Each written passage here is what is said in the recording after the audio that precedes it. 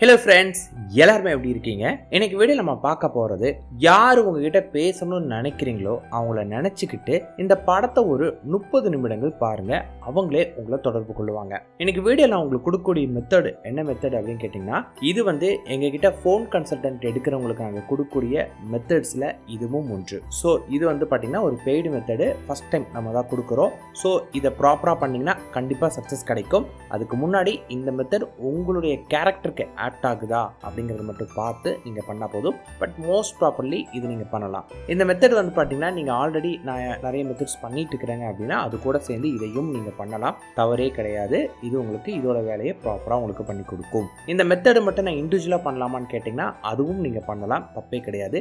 இண்டிவிஜுவலாக பண்ணலாம். இது மொத்தமாக 2 வழிகளை நம்ம பண்ணணும். 2 வேஸ்மே உங்களுக்கு நான் சொல்கிறேன். அதில் எது பவர்ஃபுல் அப்படிங்கிறதையும் நான் உங்களுக்கு சொல்கிறேன். அதில் உங்களுக்கு எது சூட்டபுளாக இருக்குன்னு நீங்கள் நினைக்கிறீங்களோ அதை நீங்கள் பண்ணிக்கலாம். ப்ளஸ் இது நீங்கள் பண்ணுறதுக்கு முன்னாடி ஒரு விஷயம் கிளியர் ஆகிக்கோங்க. நீங்கள் ஒரு நபர் உங்ககிட்ட பேசணும்னு நினைக்கிறீங்கன்னா அந்த நபர் அவரை பற்றி தப்பான விதங்களாக யோசிக்கக்கூடாது. அவன் எனக்கு துரோகம் பண்ணிட்டான், அவன் என்னை ஏமாற்றிட்டான் அப்படின்னு அவங்கள நீங்கள் தப்பாக நினைக்கிறதெல்லாம் விட்டுட்டு, உங்கள் தவறுனால அவங்க உங்களை விட்டு போயிருக்காங்க, நீங்கள் பண்ண மிஸ்டேக்னால தான் அவங்க உங்ககிட்ட பேசுறது இல்லை அப்படிங்கிறத உணர்ந்துட்டு நான் என்ன சரி பண்ணிக்கிறேன், இப்போ எனக்கு அவங்க வேணும் அப்படின்னு அவங்கள பற்றி நல்லதாக நினச்சிட்டு அவங்களுடைய நல்ல குணங்கள் நீங்கள் நினச்சிட்டு இதை நீங்கள் பண்ண ஆரம்பிக்கணும். அவங்க மேலே உள்ள கோபம் எல்லாத்தையும் விட்டுட்டு அவங்களுடைய நல்ல கேரக்டர், அவங்க கூட இருக்கும்போது நீங்கள் எவ்வளோ சந்தோஷமாக இருந்தீங்க, அவங்களுடைய பிரிவுனால நீங்கள் எவ்வளோ வாடிட்டு இருக்கீங்க, அவங்க உங்களை எந்த அளவுக்கு கேர் எடுத்து பார்த்துக்கிட்டாங்க அப்படின்னு அவங்களுடைய நல்ல விஷயங்கள், நல்ல குணங்கள், நல்ல எண்ணங்கள் மட்டும்தான் நீங்கள் நினைக்கணுமே. அப்படி நல்ல எண்ணங்கள் என்னால் நினைக்கவே முடியலைங்க அப்படின்னா உங்களுக்கு இது சூட்டபுள் ஆகாது. பிகாஸ் ஒரு நபர் நம்மளை விட்டு பிரிஞ்சுட்டாங்க அப்படின்னா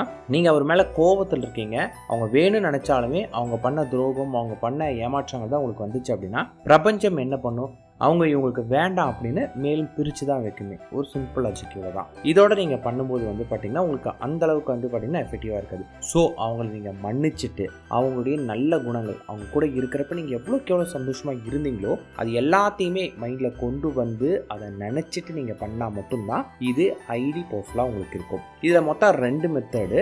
இந்த 2 மெத்தடில் பார்த்தீங்கன்னா நீங்கள் 2ல் ஏதாவது ஒன்று பண்ணாவே உங்களுக்கு போதுமானது.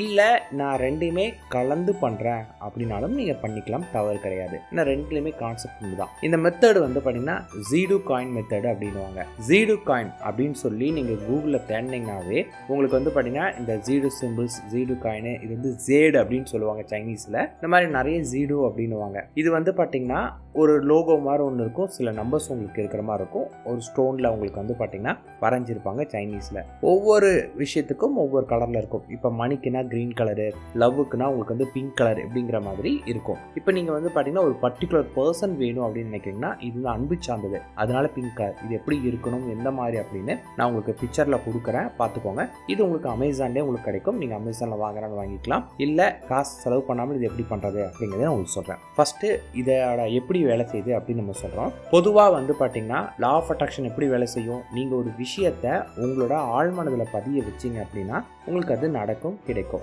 நம்ம ஒரு விஷயத்தை ஆழ்மனதில் பதிய வைக்கிறோம் அப்படிங்கிற நமக்குள்ள டிஃபிகல்ட்டிஸ் என்னவா இருக்குது அப்படின்னு கேட்டிங்கன்னா, இப்போ நீங்கள் ஒருத்தர் உங்களுக்கு ரொம்ப பிடிச்சிருக்கு, அந்த பர்சன் இல்லை இவங்க தான் என்னோட ஹஸ்பண்டு, இவங்க தான் என் ஒய்ஃபு, நான் பதிய வைக்கிறேன் அப்படின்னு பதிய வைக்கிறீங்க. பதிய வச்சு நீங்கள் என்ன சொல்லுங்கள்? சார் நான் அதை தான் நினச்சிட்டு இருக்கேன், எனக்கு இன்னும் கல்யாணமே நடக்கலை அப்படிங்கிற டாபிக் தான் வருவீங்களே. ஆனால் அங்கே என்ன நடக்குது அப்படின்னு கேட்டிங்கன்னா, அவங்க தான் உங்கள் ஹஸ்பண்ட், அவங்க தான் உங்கள் மனைவி நீங்கள் சொன்னாலும் உங்கள் ஆழ்மனம் உனக்கு தான் கல்யாணம் நடக்கலையில, அப்போ நீ பொய் சொல்கிற, ஏமாத்துற அப்படின்னு சொல்லுவாங்க.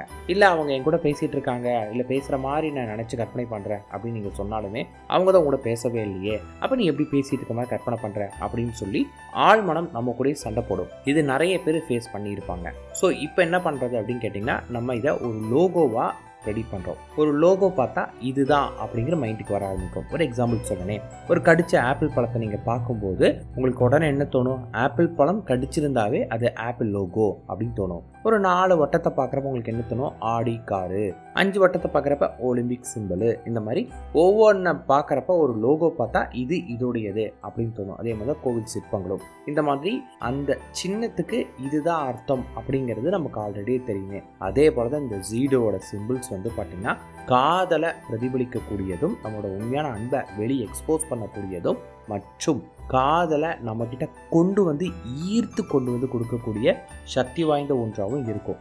இந்த சிம்பிளை பார்த்தா உங்களுடைய உண்மையான காதல் வெளிப்படும், உங்களோட உண்மையான காதல் உங்ககிட்ட வரும். ஸோ இதை புரிஞ்சுக்கோங்க. இதை நம்மளோட வலது பக்க மூலையில் பதிவு வைக்கணும். அது என்ன வலது இடதுங்கிறதுக்கு நான் அதை பற்றி பெருசாக எக்ஸ்பிளைன் பண்ணி உங்களுக்கு போர் அடிக்க விரும்பல. நம்ம பிரெயினில் நம்மளோட ஆள் மனசில் பதிவு வச்சா போதும். இதுக்கு நீங்கள் என்ன பண்ணலாம் அப்படின்னு கேட்டிங்கன்னா, டெய்லி நைட்டு தூங்குறதுக்கு முன்னாடி காலைல எழுந்திரிச்ச உடனே நீங்கள் என்ன பண்ணணும், ஃபஸ்ட்டு நல்லா மூச்சு வாங்கிட்டு நல்லா மூச்சு காற்றை இழுத்து ப்ரீத்திங் எக்ஸசைஸில் பண்ணிவிட்டு இந்த சிம்பிளை பார்த்தீங்கன்னா அப்படியே பிரிண்ட் அவுட் எடுத்து உங்களோட கம்ப்யூட்டர், உங்களோட மொபைலு, உங்களோட ஸ்மார்ட் வாட்ச்சு பிரிண்ட் அவுட் எடுத்து வீட்டில் ஒட்ட வச்சுட்டு அதையவே பார்த்துட்டு அப்படியே கண்ணை மூடிங்க. உங்கள் மனக்கண்ணில் தெரியும். அதை பார்த்துட்டு அப்படியே கொஞ்ச நேரம் இருந்துட்டு அப்படியே படுத்து தூங்கிடுங்க. எதையும் நினைக்க வேண்டாம்.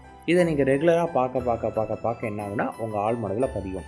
ஆழ் மனதில் பதிஞ்ச உடனே அந்த பர்சன் டக்குன்னு உங்களுக்கு முன்னாடி நின்றுட்டு நான் வந்துட்டேன், நீ இல்லாமல் என்னால் இருக்க முடியாது, உன்னை தேடி வந்துட்டு அப்போல்லாம் வருவாங்களான்னு கேட்டிங்கன்னா அந்த மாதிரி வர வாய்ப்பு 90% இல்லை. இன்ஸ்டன்ட் அவங்கள அடையிறதுக்கான வழிகள் கிடைக்கும். ஒரு நாளைக்கு குறைஞ்சது 30 நிமிடங்களாவது நீங்கள் பார்க்கணும். அப்போ தான் அது ஒர்க் ஆகுமே. ஸோ இப்படி பண்ணிட்டு வந்தீங்கன்னா இது ஒர்க் அவுட் ஆகும். எவ்வளோ நாளில் நடக்கும் அப்படின்னு கேட்டிங்கன்னா, நான் 30 நிமிடங்கள் நான் சொன்னேன் இல்லைங்களா, இந்த 30 நிமிடங்கள் நீங்கள் எவ்வளோக்கு எவ்வளோ அதிகரிக்கிறீங்களோ, இதை பண்ணும்போது எப்படி வேறு எந்த தாட்ஸும் இல்லாமல் இதில் மட்டும் கவனம் செலுத்தி பண்ணுறீங்களோ அந்த அளவுக்கு உங்களுக்கு வேகமாக நடக்கும். நீங்கள் இதை பண்ணும்போது வேறு தாட்ஸ் டைவர்ஷனோடையே நானும் பண்ணுறேன், கடமைக்கு பண்ணுறேன் அப்படிலாம் பண்ணிங்கன்னா உங்களுக்கு ரிசல்ட் ரொம்ப லேட் ஆகும், அப்படியே கிடைக்காம கூட போகலாம். எந்த அளவுக்கு நீங்கள் ஹார்ட் ஒர்க் பண்ணி ப்ராப்பராக மைண்ட் செட்டோட பண்ணுறீங்களோ அந்த அளவுக்கு உங்களுக்கு வேகமாக கிடைக்கும். மெத்தட் நம்பர் 2, இந்த ஜெடு காயினோட லிங்க் நான் வேணால் கொடுக்குறேன். இது பார்த்தீங்கன்னா இதில் நிறைய காயின்ஸ் இருக்குது. இல்லை நான் கொடுக்குற லோகோ கார்டு இல்லையா, இதே காயின் பார்த்தீங்கன்னா அமேசான்லேயே இருக்கும். இந்த லோகோ காயின் கேட்டிங்கன்னா உங்களுக்கு கொடுப்பாங்க அமேசானில். ஒரு 200 சம்திங் தான் உங்களுக்கு வருமே. இந்த காயினை வாங்கி நீங்கள் என்ன பண்ணுறீங்கன்னா உங்கள் கூடையே வச்சுக்கணும். டெய்லியும் பார்த்தீங்கன்னா இதை கையில் வச்சுக்கிட்டு இதை இருக்கிறப்பெல்லாம் என் அன்பு வெளிப்படுது, இது இருக்கும்போது நான் லவ் பண்ணவே என்னை தேடி வரப்போகிறான் அப்படிங்கிற எண்ணத்தோடு இருக்கணும். இதை நீங்கள் தொடர்ந்து பண்ணும்போது அந்த பர்சன் சடனாக முன்னாடி நின்றுவாருன்ட்டு அப்படி நிற்க மாட்டாங்க. அதுக்கு பதிலாக